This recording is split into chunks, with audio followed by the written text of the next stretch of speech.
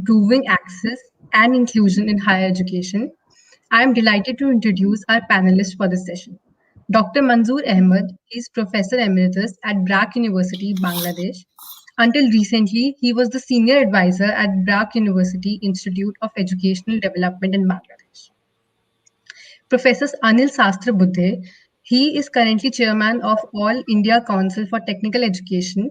He is also a professor of mechanical engineering at Indian Institute of Technology, Guwahati. Dr. Leena Chandran Vadia, she is a senior fellow at the Observer Research Foundation, Mumbai.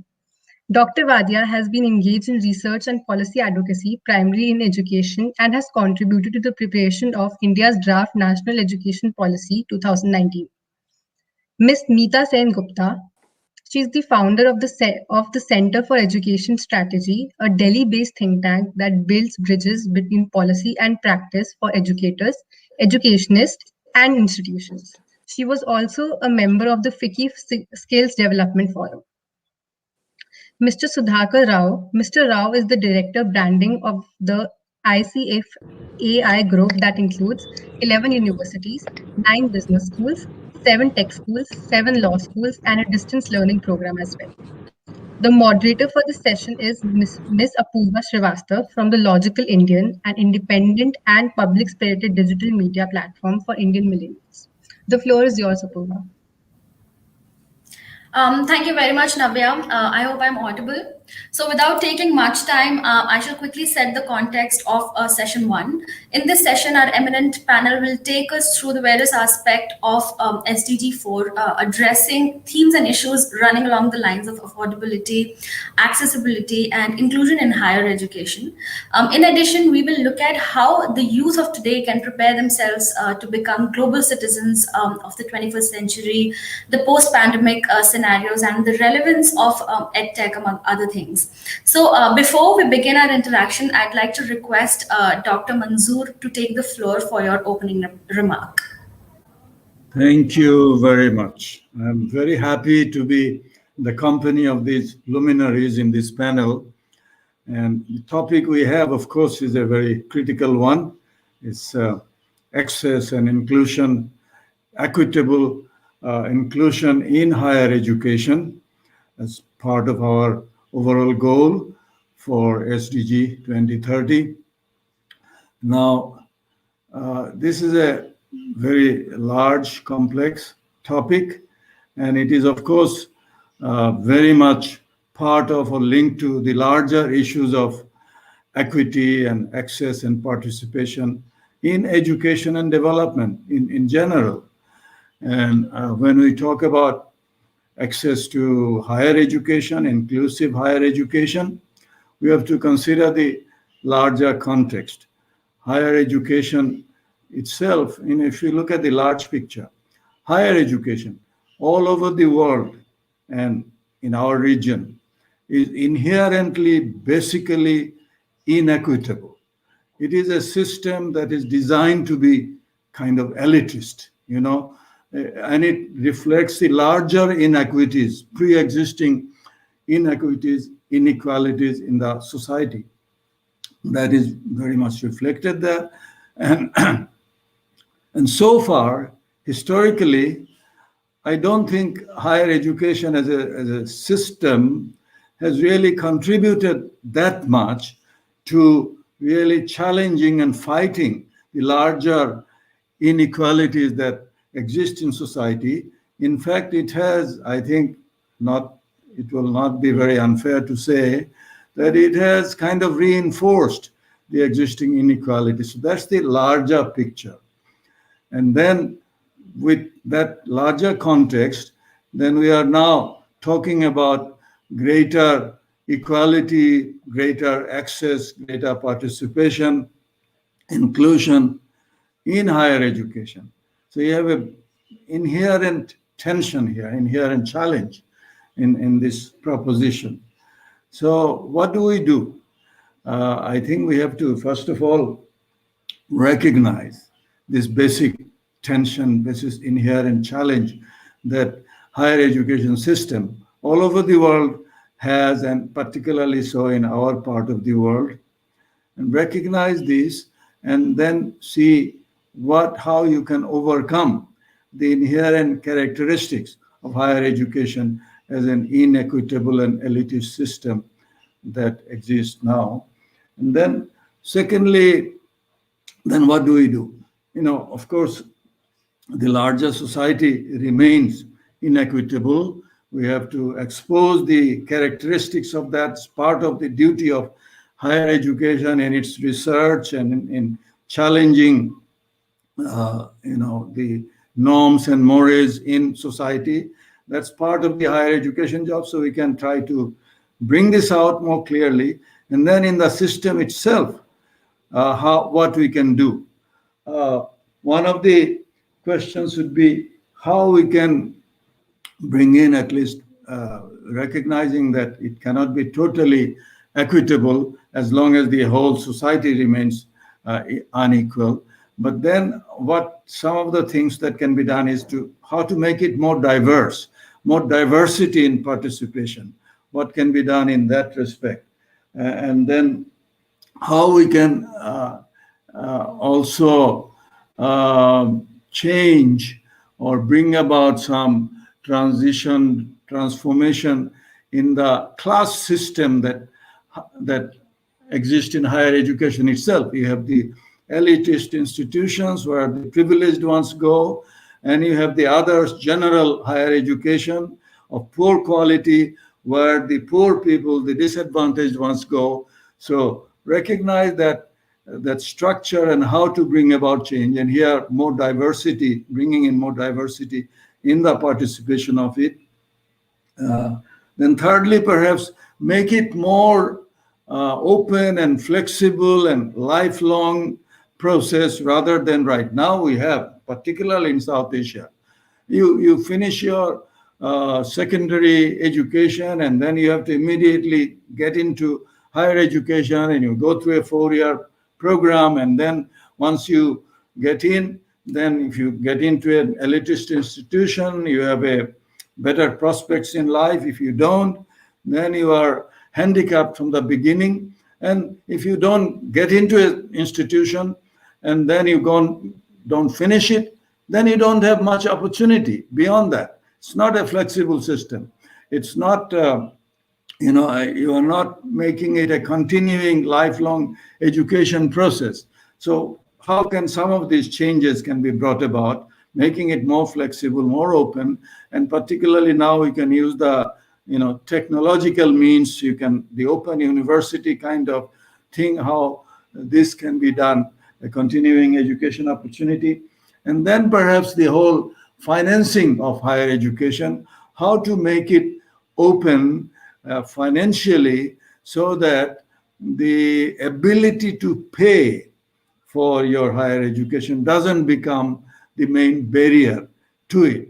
How we can make it more open in a financing way.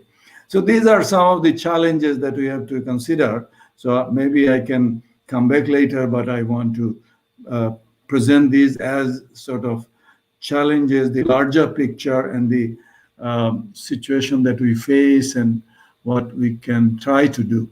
Thank you.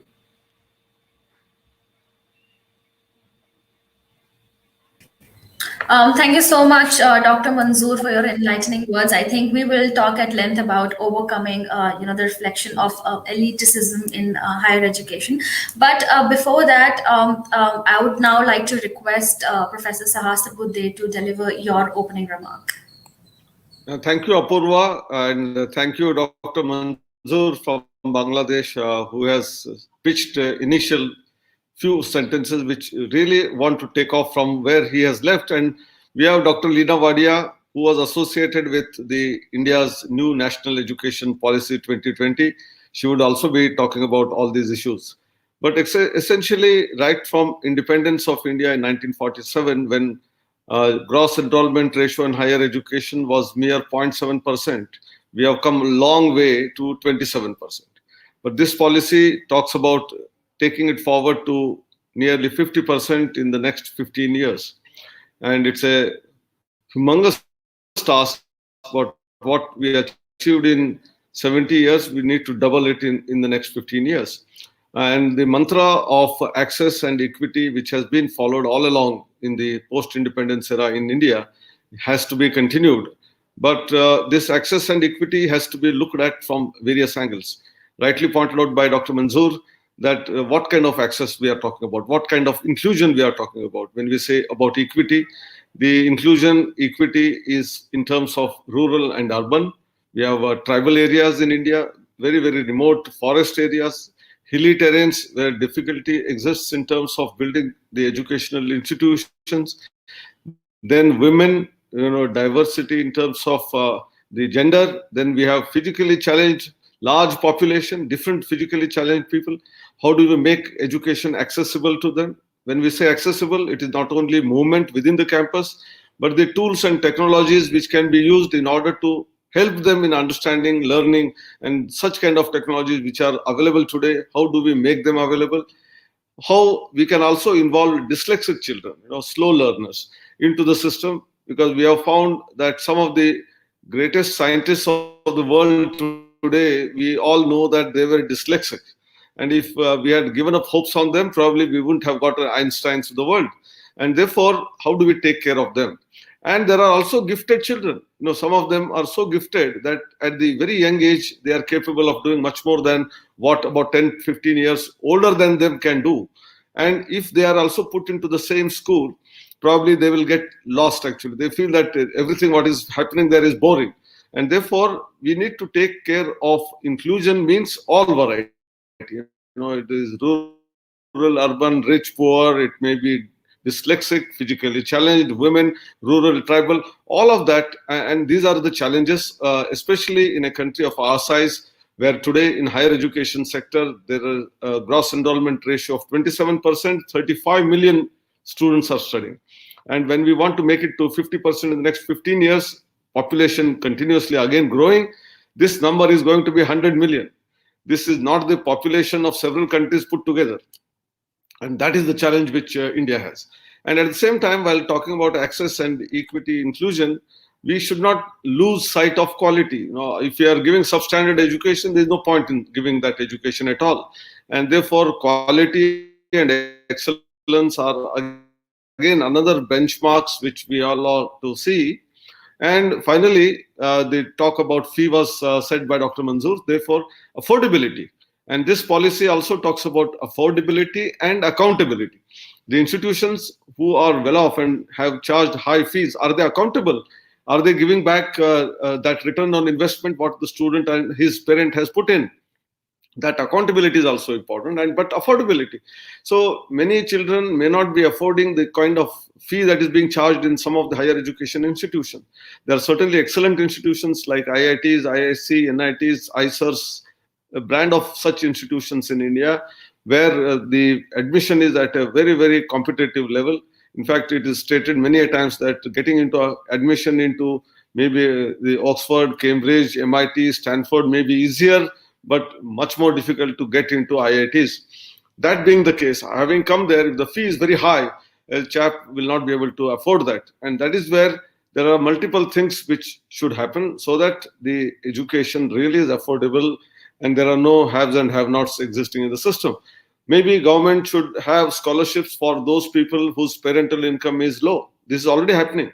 Many of the students from different categories of background, they are getting full scholarship while they are studying their undergraduate education. They get scholarships during postgraduate education and so on. Second part is if the income is at a borderline, it's neither very high or low, then naturally these are the people who suffer the most. The people with the lowest income, the people with the disadvantage in terms of some of the castes like scheduled caste, scheduled tribe, the government takes care of their education in entirety. People whose parents have reasonably decent income, they can pay that fee. But those who are in the borderline are the worst affected. And that's why the government has to provide enough loans which are at a very affordable interest rate and to be even returned 2-3 years after the graduation is over. If such a principle is adopted, I think they are also taken care of. Additionally, we have industry who ultimately gets benefited by such educated class when they come and join their industry. So why can't they, through their corporate social responsibility, take a cue out of this and say that I will manage 100 students, their requirement will be met by us. So corporate social responsibility is another area. And all institutions which are more than 10, 15 years old have their alumni who have made their life, have got good income. Some of them may take care of both mentoring, taking care of fee of one student at a time.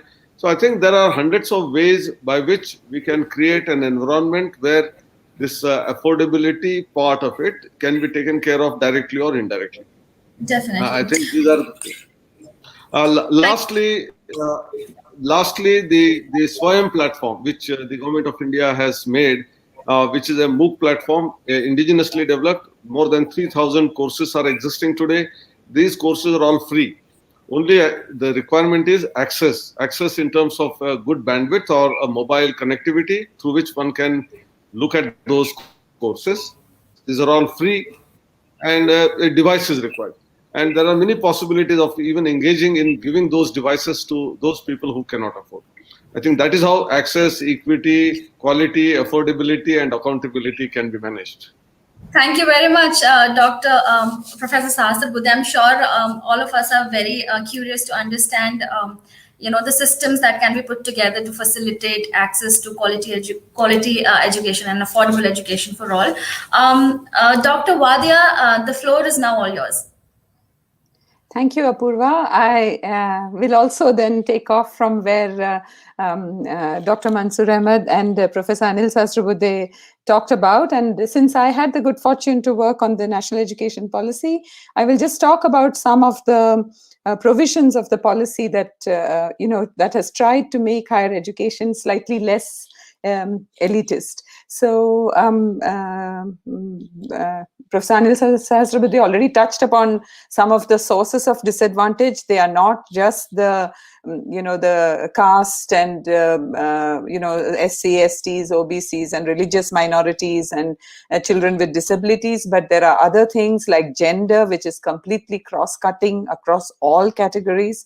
And there is evidence from research from NEPA to show that when combinations of categories occur together, like women in remote geographies, or women with disabilities, or children, girls and women with disabilities, or poor women, so on, they have severe disadvantage. So when two categories combine, there is severe disadvantage. So in the policy, we came up with a word called socially and economically disadvantaged groups.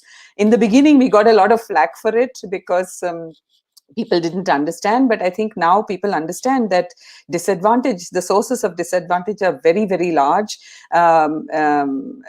Geography was mentioned, migrant children, orphans, are also very disadvantaged. Poverty is a very important source of disadvantage. For example, poor nutrition stunts growth, and that consequence is also very bad.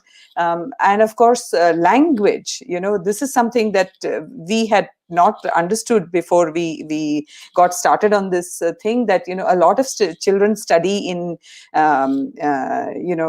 local languages, and then higher education is offered only in English, and that means that they have then they don't understand English very well, they're not comfortable, and especially STEM subjects are taught only in English. And so language is another problem. So the national education policy has tried to say that higher education should now start being offered in regional languages. One of the things that we have said is that India has too many institutions. We have 40,000 colleges and 1,000 universities offering education to 37 million students, and China offers education to 45 million students with just 3,000 universities. So what that does is fragment our education system and create colleges that support 100 students, so many, nearly 30% or 28%, if I remember correctly, please forgive me if I'm wrong, have only 100 students, and 64%, this number I'm sure of, colleges have less than 500 students.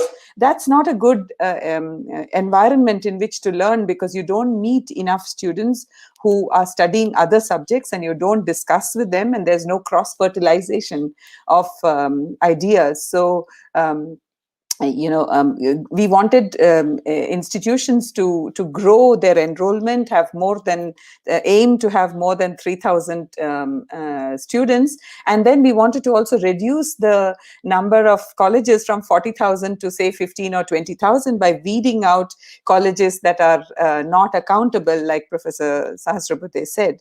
But of course, everybody worries that when you reduce the number of colleges, will we affect geography? Because geography is a very big source of disparity. People in troubled areas, in tribal areas, in remote areas like hilly regions don't have access.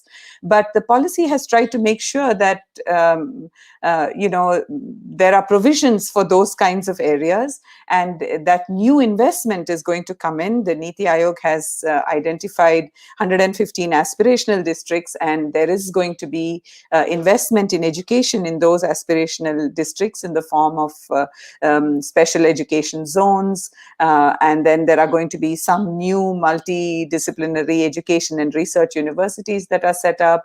And of course, if some college in a remote area is doing a good job and is supporting their local community, there is no reason to shut that college down. They can actually become a constituent college or have a different relationship with their affiliating university, where the university also takes partial responsibility for the quality of education that the students get. As Dr. Anil Sahasrabudhe said, if you are giving a bad education to people from disadvantaged backgrounds, then you are doing them more harm than good, actually.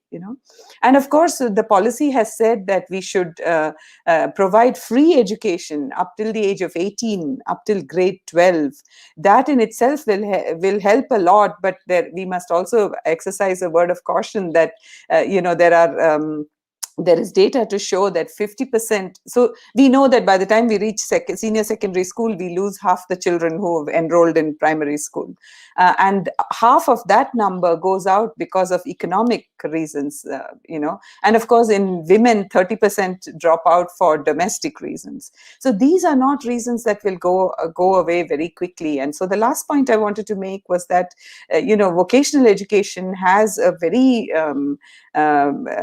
big potential to help solve this problem, to serve the cause of equity and inclusion. And today, vocational education should not be a bad word anymore, a stigma associated with low-class jobs, because increasingly Industry 4.0, white-collar jobs as data analysts to support data sciences, and a lot of areas in Internet of Things and 3D printing and all kinds of things associated with new age technologies, emerging technologies, are part of vocational education. So the policy has worked very strongly, as recommended very strongly, that vocational education should be part of school and higher education. I'll stop here. I think I've overshot my time. Thank you.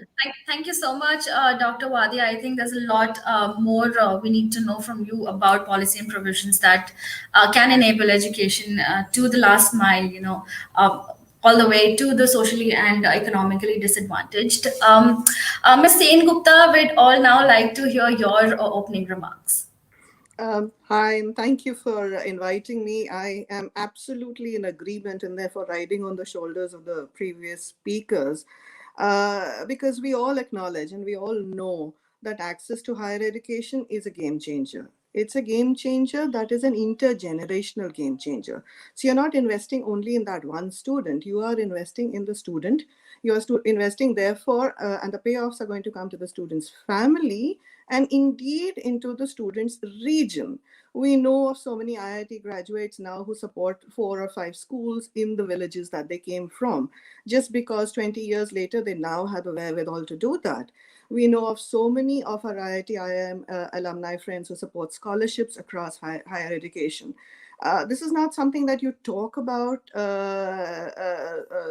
socially, but this kind of impact is absolutely real. And again, there is deep and interesting literature, which I will defer to Dr. Leena Wadia here to refer to. So we know that the impact is wide and deep, which is why it makes it even more important for it to not be elitist. And this is why I thank our first speaker, Professor Mansoor, for bringing up the elitist concept, because this is about returns to education. It is about the returns on investment to higher education. And the payoffs here are not equitably distributed. This we will have to acknowledge. Now, from a systemic point of view, from a provider point of view, when you look at it, you know that the payoff to first generation learners, the payoffs to women in higher education are far higher on a societal basis than the average payoff to them. So the three things that I want to talk about today in my opening remarks are: one, the payoffs; two, the idea of excellence for all, which is again building on the concepts that all our three speakers have spoken about. And the third is the entry barriers, or the entry to university and the angst and the social and emotional angst that creates. So the first, we know that the return on education, for example, is something that our students watch very carefully. So for example, in England, we know that when the returns on education fell, we realized that the gender skew in education changed. More women went into higher education, but men and boys tended to go for wherever the returns were higher. Investment banking had easy access at one point of time. Returns are something that the demand side watches very carefully. So if we are not being able to get enough students into higher education, we also need to pay attention to the kind of payoffs that they get. Are we able to reward them enough? And that speaks directly to the quality of education. Are we able to give them an education that is going to give them what they need in life? Is our education at this stage in the economy, especially in South Asia, is it about training? Is it about social mobility, or is it about economic mobility? Or is it about geographic mobility, which then leads to the first two? So again, what kind of mobility payoffs that do we experience and deliver in our higher education should be an article of faith and an article of action for all of us. Because we know for a fact right now that the highest ROI in education is not available to the least able. Leena ji described the types of disability and the types of disadvantage beautifully, as did Anil ji before me. So I don't need to repeat that, but we do know that those, for example, in far off areas are not able to access the better IITs. The extension of the aims, the intention of the new education policy, of course, serves to mitigate that. But that, we have to remind ourselves, we are at the beginning of this journey, very beginning of this journey. The second is excellence for all. And again, speaking to the elitism very quickly, we must not get trapped in the mediocrity for the masses and excellence only for the super able, which is the elitist approach of the IITs, and very rightly so. There was a reason for that at this time. But now delivering excellence for all, again, has to be an article of faith for us. And third, I do want to talk about the very pragmatic issue of the way we are able to access higher education and the entry percentages. Now, this has been seen as a capacity issue, but obviously we have done really well in terms of building capacity. But have we been able to build enough quality capacity down the line that will take the pressure off the 95% or 99% cutoff rates and the drama that we see every year? I mean, we clearly see, for example, that for some people, startups are a better alternative to an MBA for now, etc. So we are creating alternatives. We are creating discussions around this entry thing. Finally, within the entry thing, I think we really need to, and I'm going to reiterate what a previous speaker has said, we really need to focus on funding, especially for women, where entry to education should actually be more advantageous than entry into, say, the marriage world. Returns to marriage versus returns to higher education, I would love to see that beaten. I'll pause here. Definitely. So breaking entry barriers, one of the many ways, how higher education, like you said, is a game changer now. Looking that also in terms of ROI. Thank you so much, Ms. Sen Gupta, for your insight. I'd now like to welcome Mr. Sudhakar Rao to open his remarks. Good morning, Apurva, and good morning, everyone on the panel discussion. I'm extremely delighted to be on this very important panel with the kind of topic that we are discussing today. It's my honor and privilege to share the screen space with some of the most distinguished leaders from around the world, including Professor Anil sir, and also Dr. From Bangladesh. So thank you very much for inviting me once again. I would like to keep it very simple without any jargon being used because I would like to approach it from a very simple perspective. That is, we need to look at society and see what ails society at frequent intervals and come back, and someone has to take responsibility for what ails society. I think education, especially higher education, will have to admit and and also take the responsibility for at least addressing those ails. Now, when we take the responsibility, the real action begins. In simple terms, if educational institutions are taking the responsibility of shaping the society, the back and forth that is happening will be more meaningful instead of nobody taking the responsibility and everybody trying to blame everyone else in the society. That is going to be very, very useless. In my view, the real world is plural. There are so many differences. The range of human differences that we have in the real world, in the society, are supposed to be appreciated very well. And then that has to become the fundamental aspect on which we have to teach what is called tolerance. If we do not tolerate these differences, if we do not appreciate why the people are different, and therefore the other consequential issues of having different opinions, having different tastes, having different appearances, I'm also including the fact that persons with disability and then persons with from different regions, culture, religion, language, appearance, and one important factor, which in simple language is also that, for example, a student in your class is having a green nylon color hair. We're going to have a different opinion on that student.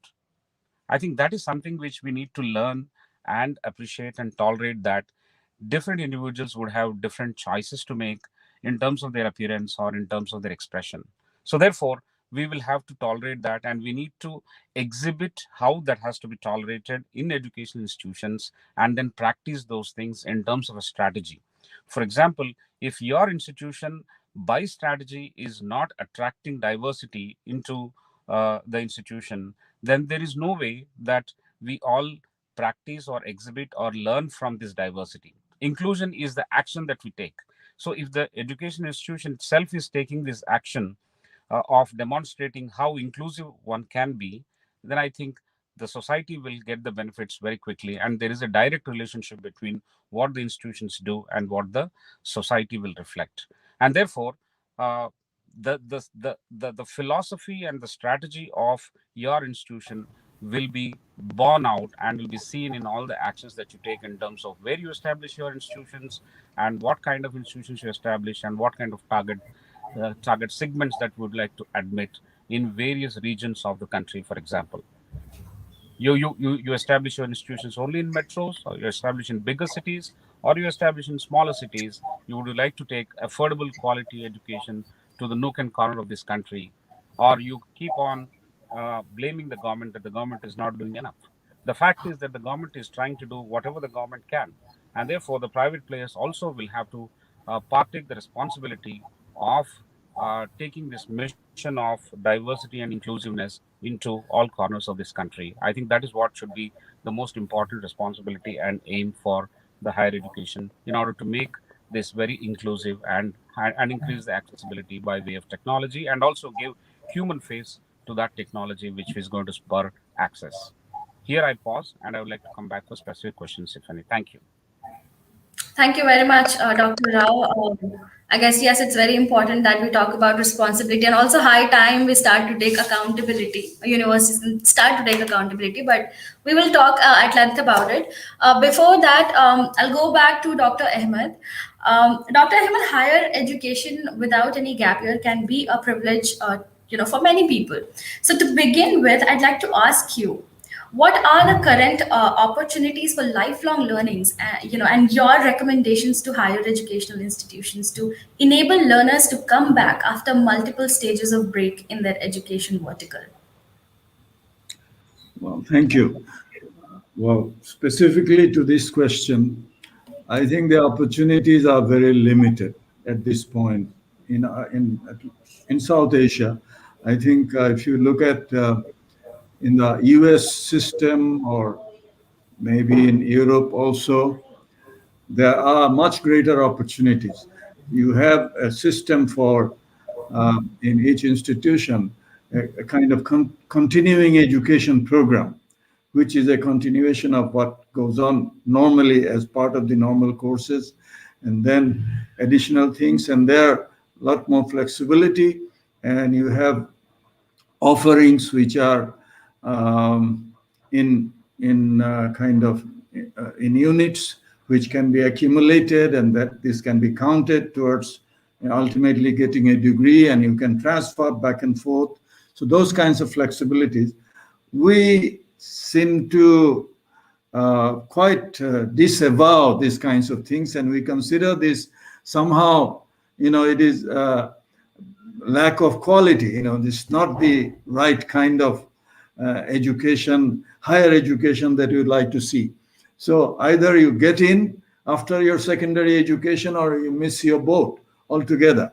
So this certainly can change, has to change. And this is the fundamental principle of lifelong education, which is a major kind of principle in SDG 2030 education, in our education goal, SDG 4. And this is also what we call the 21st century skills, the changing requirements in the economic market, employment market, and so on, and the need for retooling yourself, upgrading your skills, your capabilities. So, this is very much in tune with what is needed. But the higher education system, I think our institutions have not wakened up to this opportunity, this need. And so this change has to come about, definitely. But there are other issues of inequality, sources of inequality, and how we address these. I think many of these points have been raised. I'd like to just touch upon one thing. I think Dr. Sudhakar Rao mentioned particularly the question of values and ethics and a sort of moral compass. When we talk about equity and inclusive participation, that's a value proposition, right? That's a moral proposition. And if we go by these, that we have to have, greater equity, greater participation of all, diversity, then it has to be reflected in the kind of graduates we prepare, kind of values they inculcate, the kind of life's goals and ambitions that they want to pursue. So this is something that has to the purposes of education, the purposes of higher education, and what we provide through higher education for society and for the individual. So that's another aspect that we have to consider particularly. Correct. So, Dr. Manzoor, of course, we're talking about privilege, and affordability, I think, becomes one of the major reasons of access to higher education. So that brings me to Professor Sahasra Buddhe. There is a huge privatization of higher education, which makes it difficult to afford. Are scholarships the only answer to make quality education, accessible to people with affordability challenges? No, Apurva, I already narrated few items, in the previous short, interaction with you about what are the other things. Scholarship is one. How loans can be provided, how CSR funding can be there, how alumni funding can be there, how self-learning can also be there. And therefore, this particular aspect of living in between and then coming back into the system is what this particular education policy has elaborately discussed. It talks about, on one side, multidisciplinarity, but more important, multiple exits and multiple entry. Once if you are in a system and it's a 4-year program, at the end of 1 or 2 years, you find that you are not either interested, therefore you want to quit. Maybe there is a financial difficulty in the family, therefore you cannot continue. because there is a transfer of the parents and therefore probably you cannot stay in the hostel and something like that. Any of these reasons, if someone quits earlier, we had to go out of the system permanently. If you want to come back, there was no way in. People would have to start again afresh from the scratch, from the lowest possible, level. But now in this one, this particular facet which is there, along with what is known as academic bank of credits. So if you are in one system and you earn some credits, you do some courses for 1 year, 2 year, you carry them in your kitty. It is like a bank account. You have credits which are earned, and then go out, do whatever you like. Sometimes you may be required to do a job for 1 or 2 years, and then once the family issues are settled, you would like to come back and then get the degree. So you use those credits which were earned earlier and then come back. I think this twin case of multiple exit, multiple re-entry, and academic bank of credits is going to be making the life very, very different from what it was all these years. And this kind of a situation does not even exist in US. They may quit and then come back. But the carrying of the credits earned earlier, maybe 5 years down the line, 3 years down the line, does not exist anywhere. This is what is envisaged in this particular policy, which is going to be a game changer.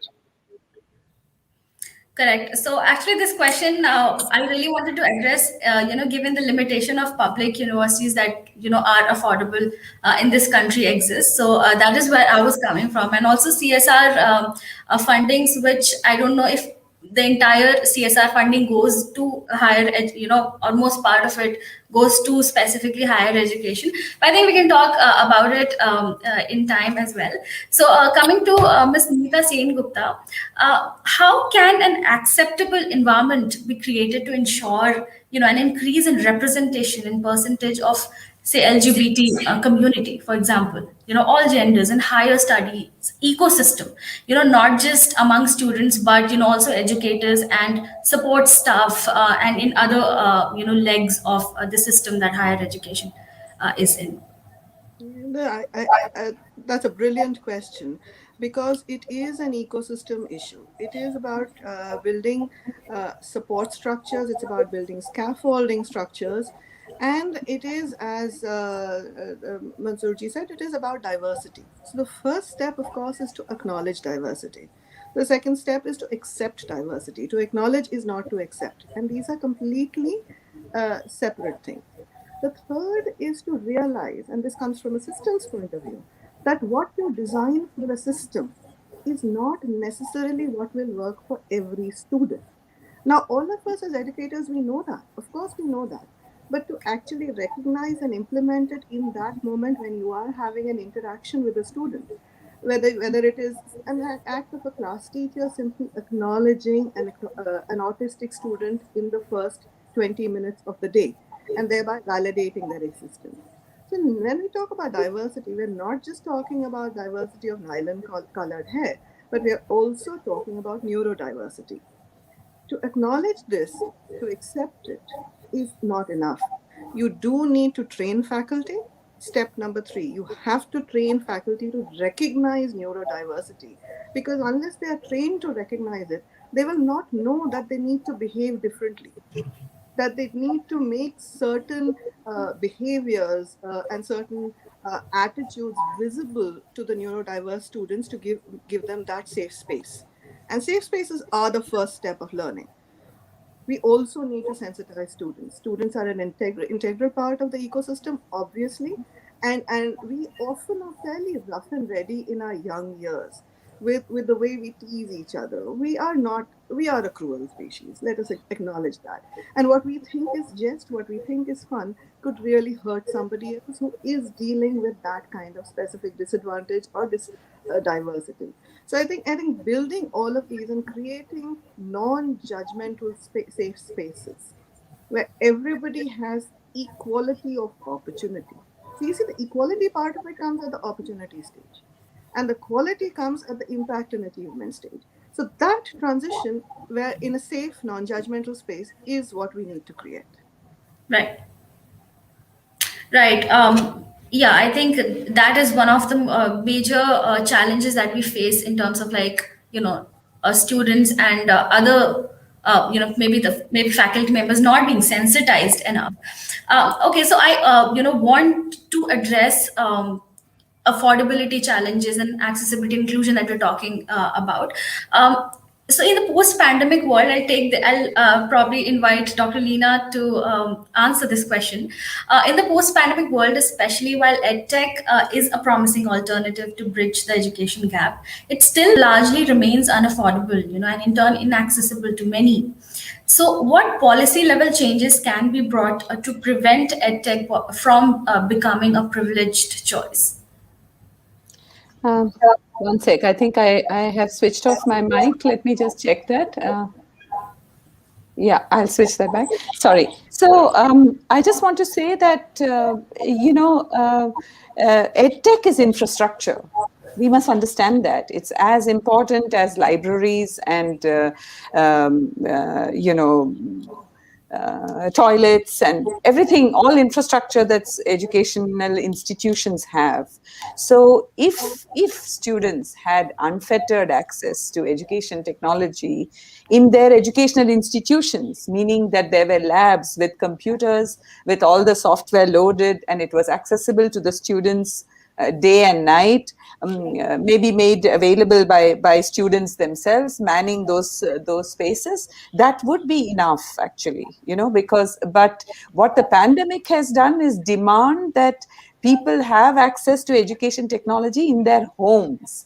And that has been a very big problem because, we know from NSSO, old NSSO data, I think it's 2018 data, that, only 24% of homes, that is 44% of urban and 15% of rural households have internet access at homes. And just 11% have computers. We are not counting smartphones, because really smartphones are not the devices on which you should do education, because that's a passive device. You need interactive education. So EdTech, good EdTech, high quality internet access and devices provided at educational institutions would be enough, I think. And this is a commitment that governments must make, that they must pay for this.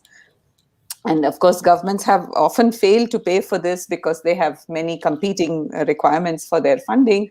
But EdTech has another very important advantage, which is that it can provide reinforcement learning. You go to a live classroom, you attend that class, you absorb a lot, you write some notes down, and you go away, and you never have access to that lecture again. Whereas EdTech, it is a recorded lecture you can go back to multiple times and relearn. And people are finding there's enormous amount of literature on how much contribution reinforcement learning is making to quality learning in India. So I think that's where I'd like to stop with. So, Dr. Leena, talking about limited mobility, how can we use NEP as a roadmap to a post-pandemic to a post-pandemic scenario in higher education?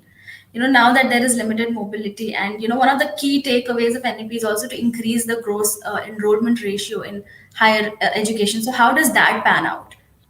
So I want to say that we were very clear about the fact that we don't want more of the kind of rote learning that we are providing that has taken us to 26 or 27% GER. We have to absolutely stop doing what we are doing now. And, the biggest group of people that need to change their mindset and change the way they work are the higher education institutions, their managements, and their faculty. And we have discussed very beautifully, Meeta and Dr. Manzoor Ahmed and all the other speakers have highlighted how much we need to change the way we teach, change the way students are educated. So the pandemic has made us focus on health, of course, on the environment, on the use of technology and awareness of digital divide, but it has also focused on the hit to the economy in terms of MSMEs and their job losses, and the job losses among youth. The job losses among youth is stunning. The numbers are where youth unemployment was 23% in 2019. It's predicted to be 32% plus in 2020. And if the pandemic effect lasts longer, then so it's the youth, the 15 to 24-year-olds who don't have opportunities. So the policy is looking at vocational education, integrating it, exposing every student to it, so that every student develops a respect for the fact that it is a skill. Not everybody can work with their hands. Not everybody is good at coding. Not everybody is good at creating something beautiful, art and artifacts, or looking after our cultural heritage of different kinds. So we want everybody to develop a respect for vocational education, and some percentage of them take it as a profession going forward. We are the only country, I think, I don't know, I've never checked this, but we have a situation where industry is complaining about lack of skilled people that they can employ, and we have lots of youth unemployed. So it's crazy, isn't it, that our education system is not able to bridge this divide. We need our education systems to become aware of industry and of society, of community connect, and of industry connect. Thank you. I think I do agree with you, Dr. Wadia, because education systems now, we also need to kind of prepare youth for 21st century, for global market, etc. So talking about global market, I'll again come back to Dr. Ahmed. What are the opportunities for larger student mobility and exchange programs to promote, appreciation of cultural diversity, and prepare global citizens, especially now when there is mobility restrictions, there is limited mobility? Okay, thank you. I think the exchange program that you talk about, you are probably thinking about exchange among countries, institutions of different countries, higher education level. Well, that's all right. I mean, that's something useful in its own right, but it can be only in a limited way. And this is not a basic strategy to overcome the problem that we are talking about, the inherent rigidities in our system and dysfunctionalities. That is, we have to solve it within. Maybe one kind of exchange program we should think of is within the country, between the elite institutions and the ordinary institutions, and some students go to IITs and spend some time there, and IIT students come to the 4-year degree colleges in the district town. And that kind of exchange, if we can think of with some imaginative ways, that this would be a good learning for both groups. So that is one thing we can think about. But on technical vocational education and training for the 21st century, I think somewhat glibly we talk about channeling more of the young people into technical vocational and not to the normal regular higher education. And by doing so, we are in fact undermining the value of technical vocational education. We are branding it as something second grade, something for the poor people. So I think this is a fundamental tension in the approach, in the policies we have. I think we have to consider how technical vocational education is an option, but should not become a dead end. Anyone can get in there, and then they should be able to, those who are motivated and can show some capability, they should be able to go into further education. Not everybody, but the door should be open rather than closed.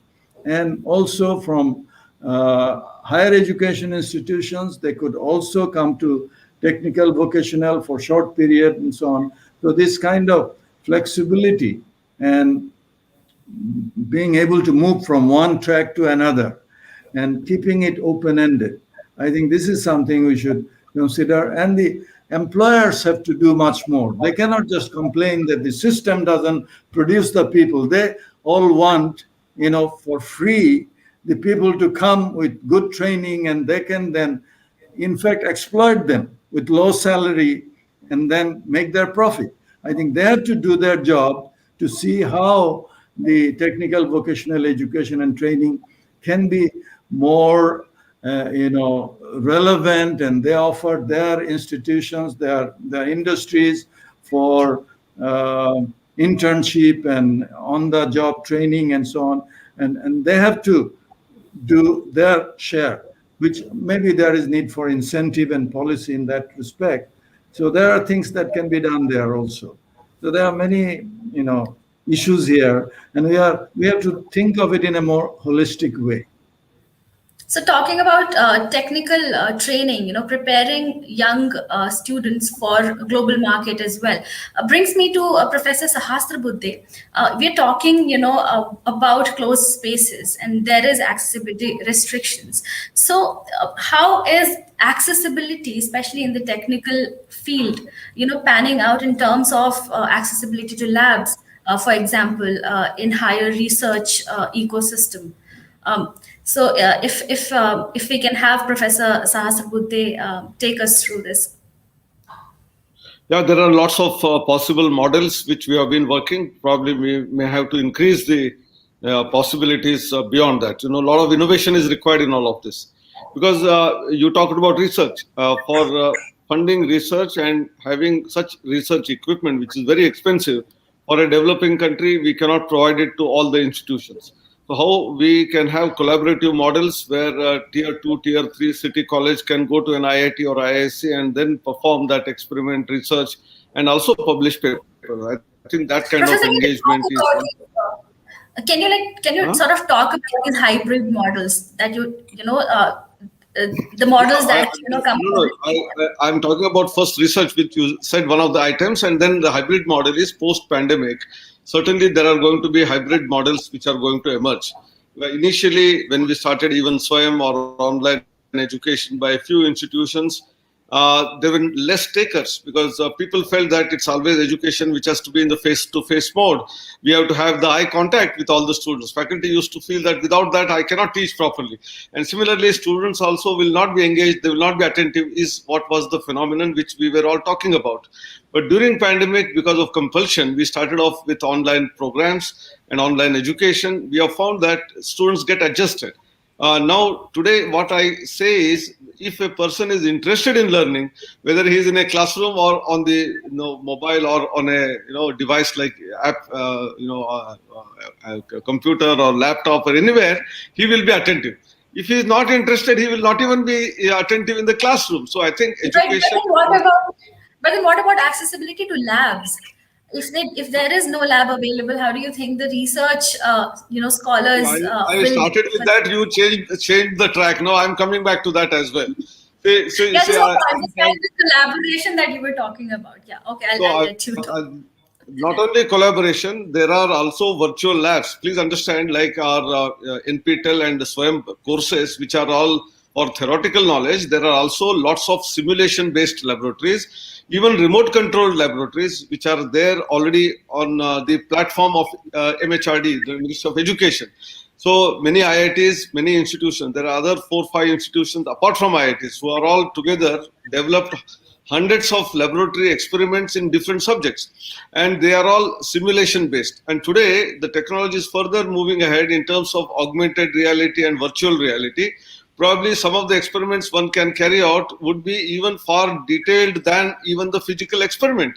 Because in a physical experiment, I will give an example of a turbo machine or an IC engine.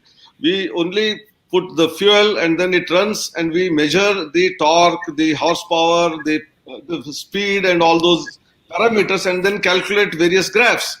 But in a AR VR experiment, one can enter into the system. He will go along with the blades, travel along with the blades, rotate with the blades, move along with the blades. I think that kind of experience, what is happening inside the equipment also is possible through AR VR. And therefore, we are not constrained. Well, of course, it doesn't mean that we can do everything on the virtual mode, but there are laboratories which are required where we need to go physically and then look at them. And that is where, as I said, collaboration is required. A small institution may not afford to have all variety of equipment. It may not be necessary another IIT. You can have another institution in the neighborhood. We decide together that I will buy 3 equipment, you buy 3 equipment, and weekly we will have our students exchanged. So when we talked about exchange programs, MOUs, not only within the, internationally, which is what is required many times to understand the cultures of different nations, but within the country also we have so much diversity. How do we understand each other? I think that is where this particular principle is important. And another area where we have started working the last 4 years, which has created results, is hackathon. We need not even travel many times. Now today, hackathons can be conducted virtually. Just in this month itself, February 1, 2, 3, 4, we had an ASEAN India hackathon. All the 10 nations of ASEAN countries and India, their students participated and they solved the blue economy problems, whether it is security of the seas, whether it is the transportation, whether it is the oil spill that happens, whether it is the environmental hazard that happens because of the oil spillage. How do we handle it? These students collaboratively worked on such problems. So I think the challenge today is there is a technology availability. We must make use of that most optimally in order to create no digital divide, but at the same time, good education for everyone. But at the same time, last one. Cost is a yeah. Yes. Go on, Professor. The last important point is, despite all of this which technology enables us, I think we should not lose sight of the physical brick and mortar buildings where actually we come together, discuss, play. There is drama, dance, music, plays, games, sports. All of this is as important to develop a holistic human being, and not the robot like using technology and sitting at home and doing that. And that's why there is a great importance for our universities, colleges which exist. They have a little different role, and that's what one of the questions which was asked was hybrid learning. Some part can be done by staying at home, something will be in the laboratory, coming together. Even a lot of social activities, they are so significant and important, they cannot be done on the computer. That is another area. And I will just give two examples of where Apurva Manzoorji was telling very interestingly. These are all possible. We have a good institution like an IIT or some good, well-developed institution to help other 10 institutions in their neighborhood. We call it as a Margadarshak scheme. This is where I'm aware of Dr. Leena has written a book on what one of the colleges got transformed and how it was required to transform other 10, 100 colleges. So I think all good institutions should have such mentorship program, which we have developed elaborately. And being good ourselves is not good enough. You have to think of the entire society, and therefore you start helping, you bring those faculty to your institution, send your faculty to that institution, exchange of student and faculty within the country, outside the country as well. Secondly, the last important thing is about the values. Values, ethics, morals, honesty, integrity is what is most significant. And that is what is to be developed while students are still in the high school, college, wherever they are. And that is why universal human values, what Sudhakar Rao also said in the beginning, that we need to understand not just diversity, but respect to diversity. And that brings in through a universal human values program and a course in that. And by people who are teaching that must be following that. It is not that theoretically I will keep on speaking, but someone who really does that in his own life, first do it and then ask others to practice it. And that is what is another area which we have been working. I think there are many things which we can keep on doing and exchange notes with each other from different countries and move together to create a very useful, peaceful world with respect for environment as well. Right. Talking about university, the reaction of universities and how the response of the universities to shut down, and the COVID-19 crisis brings me to Ms. Sen Gupta. I'd like to understand, what has been the learnings and takeaways and recommendations for the present and future of sustainable, uninterrupted higher education. I think the pandemic has come to us with a very, very large number of lessons, and very, very humbling lessons, really. The fact that we have not paid attention to the less able is stark in front of us. The fact that we have ignored those who could not step up in privilege is stark in front of us. And the fact that without them, there is no us and them is also stark in front of us. There is no us and them. We breathe the same air. Our public health is exactly the same. We operate in the same spaces. Our economics are the same. So there are various kinds of poverty that have been thrown up in terms of education in the pandemic. And one is clearly information, not just access to devices. I'm not going to repeat the things that have been said before. Edutech as infrastructure versus edutech as product is a whole other debate. Of course, edutech is infrastructure. It's not just access to the internet that we have poverty of. It is not just device poverty. We also have poverty of information. We have poverty of curation. People did not know how to access the kind of learning that they needed. Being autodidactic, self-learning is going to become critical in the next century with all the things available to the privileged. But the less privileged, how do they curate this? In fact, where are the discovery engines for the less able to be able to find how to learn and what is important to learn? And this discovery engine is critical to lifelong learning approaches. Again, the 21st century will have to be a lifelong learning education paradigm. We will step in and out of education because things are going to change so rapidly. Anything you learned in your 4 years becomes redundant 4 years later. You young kids are talking about stacks when we used to talk about software. The language itself changes. The unemployed youth over there are creating whole other languages in the room. Not just in terms of technical spaces, but also in terms of social and emotional spaces. I mean, look at this new tech app called Clubhouse. Reset the room. Now, that's a paradigm that's gone global in 3 days. When you talk about resetting the room, a whole language that the previous generation does not understand. Who builds these curation and discovery engines for accessing learning? And I think in this, we have discovered in the pandemic 2 or 3 things from a personal point of view. And that is a paucity, in fact, poverty of expectations.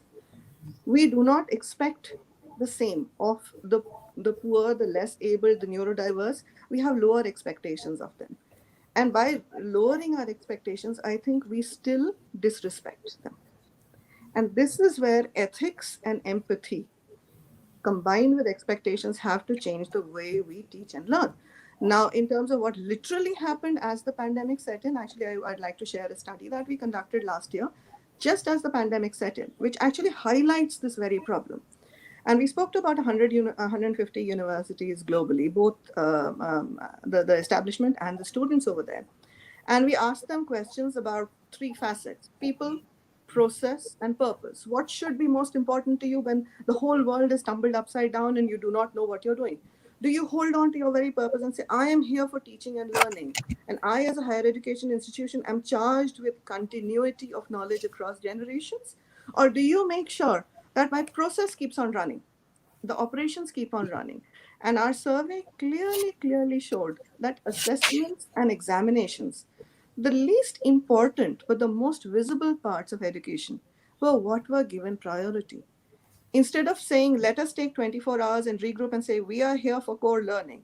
Let us enable our teachers. Let us get the tech teams and our professors together. Let us make sure that we do a quick, nimble, agile, good job of delivering learning. We simply said, hang on, let's just get the testing going. The poverty of expectations is also of ourselves. And I think we should be expecting better of ourselves. That's the values element that comes in. And I think that's become stark with this. Right, Ms. Sen Gupta. So, talking about, like you said, building information, bridging information gap that has come about, brings me to Mr. Sudhakar Rao. Digital media has kind of like have added a lot of value in terms of contributing, not just in delivering information, but also delivering impact.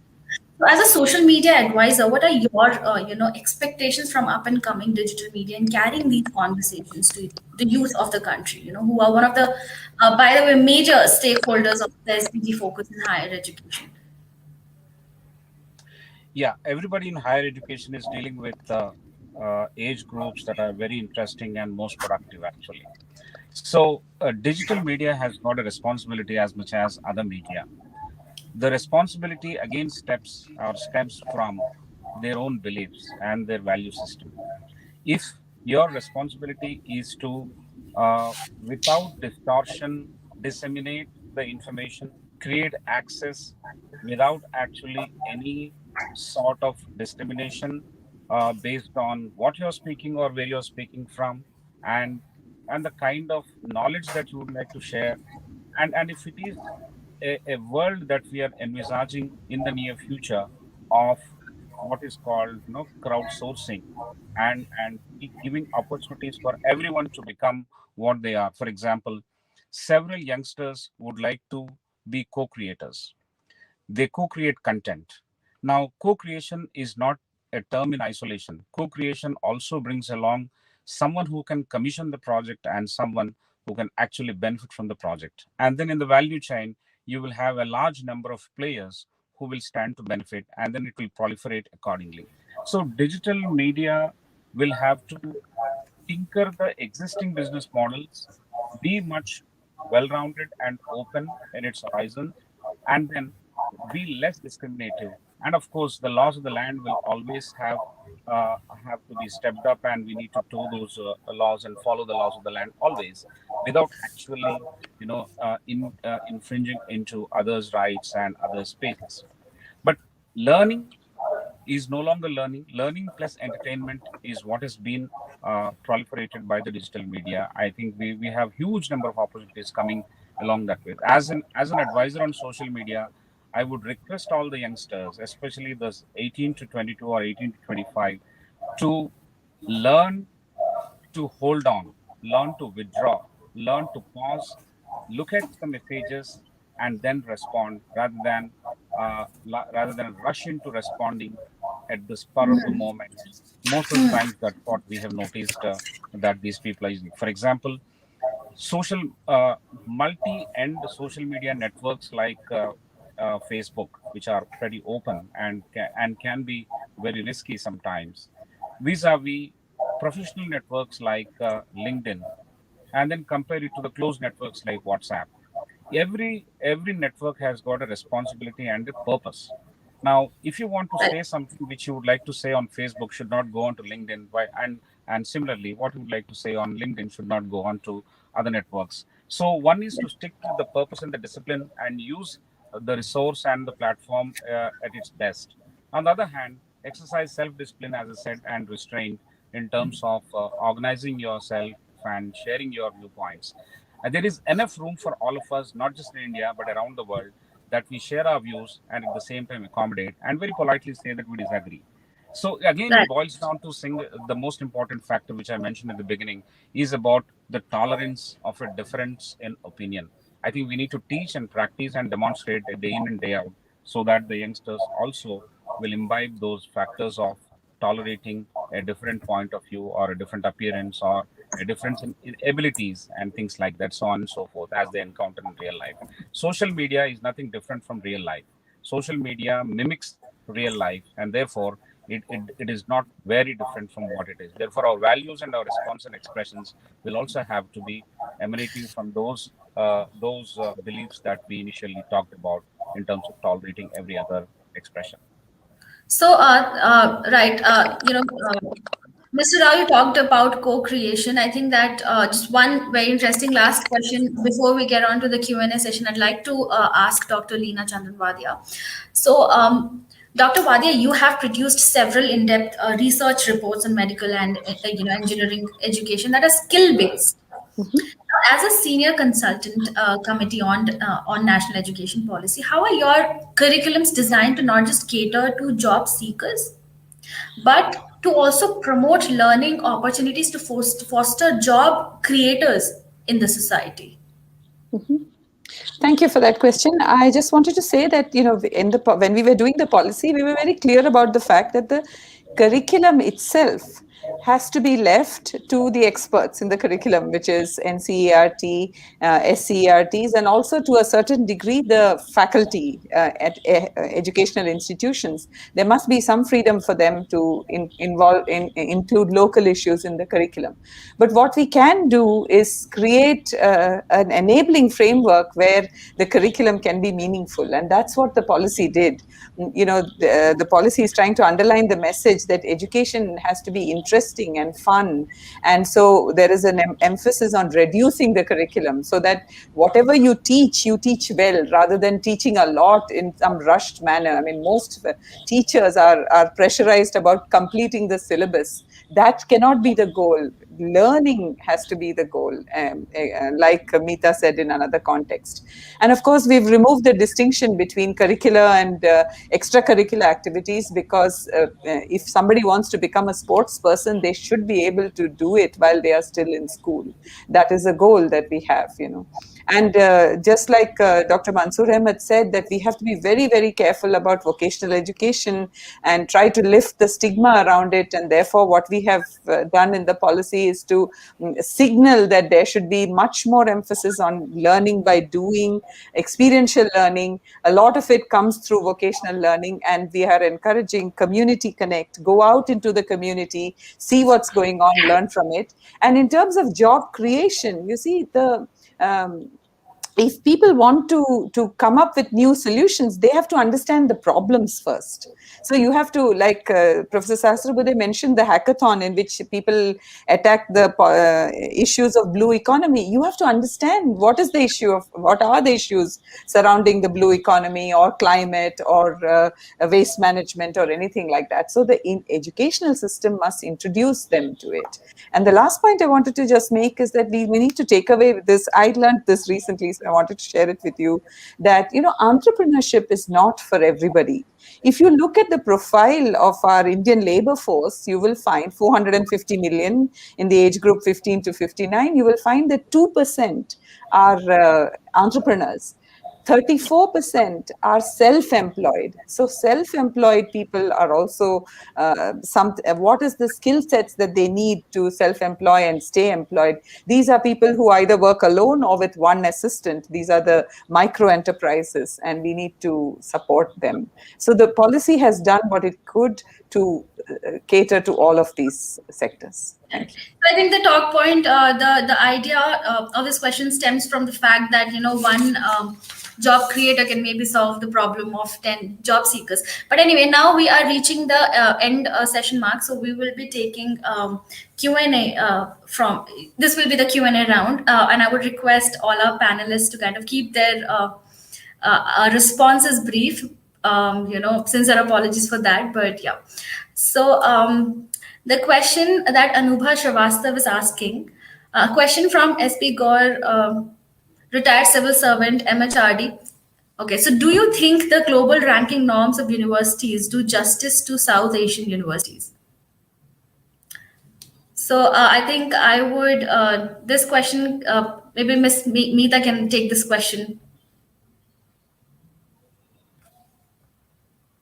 Anilji and Professor Manzoor, but I'll take a quick stab at it. No, it doesn't, obviously, because global ranking norms definitely depend a lot upon international exchange, for example, in different ways.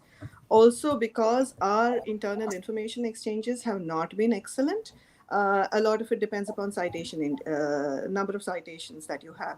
Now, of course, because we are Indians and South Asians, you give us any criteria, we will crack that exam, right? That's what we do. We look at an IIM exam, we look at IIT exam, we say, here are the criteria, we will crack it. So we do know that in practice, for example, the citation rankings in India have gone up dramatically because universities have insisted on ensuring that cross-exchange of citations and a single paper being put in as 3 things where you cross-cite even your own work, etc. We have been adopting those techniques, which are administrative stopgaps, which rather than genuine knowledge building. So we get trapped in the rote learning trap. In learning, we get trapped in this is what will get us up the league tables because it doesn't suit us, but we can play the game if you want us to play the game. So we don't need to get trapped into this. We need to serve our purpose. Thank you so much, Ms. Sen Gupta. Let's take another question. Can we please have another question? Yeah, we'll have it displayed shortly, Apurva. Just give us a moment. Sure. Thank you so much, Karan.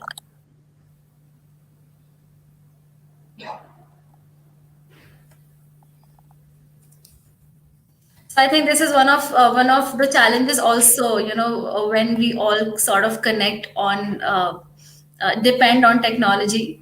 So this is, I think, just the challenges that we kind of like discover on the way. All right. So another question is from Aparna Raj, Central University of Jharkhand. And she asks, how do you see internationalization of higher education as a soft power tool for the region and some specific countries like India? Maybe Dr. Manzoor can take this question. Yeah, thank you. I think there are certainly greater opportunities for some exchange and some collaboration here. And the South Asia University itself, I think, has a mission like this. So we are not doing enough of this. There should be some more sharing and more learning from each other and having a position about our own needs and our own goals in higher education and how we collectively work together to achieve this. I think this relates to the earlier question about the ranking, global ranking, all kinds of global ranking, which are not necessarily very relevant for our purposes. We should not ignore them, but we should set our own goals and see how we work together. And there is need and opportunity for sharing and working together. Thank you so much, Dr. Manzoor. Can we have another question, please? Yeah, Apurva, we have just the 2 questions, unfortunately. So I think you can wrap up the session if that's okay with our co-panelists, because we are due to begin with the next session shortly. So please go ahead. All right. So I think thank you very much. This was a very insightful session. Thanks everyone for your insight and for taking out time. And that is where I would just. Thank you. Thank you. Thank you very much. Bye-bye. Thank you. Thank you. Thank you very much. Really enjoyed the session. Yes, absolutely. Me too. I really enjoyed the session. Amazing insights. Thank you. Bye-bye. And Anilji, before we sign off, I'm going to take 10 seconds more. I think one thing that we have all gathered from this is what the NEP spoke of, the cluster approach. We have so many new definitions of the cluster approach that have emerged from this discussion today.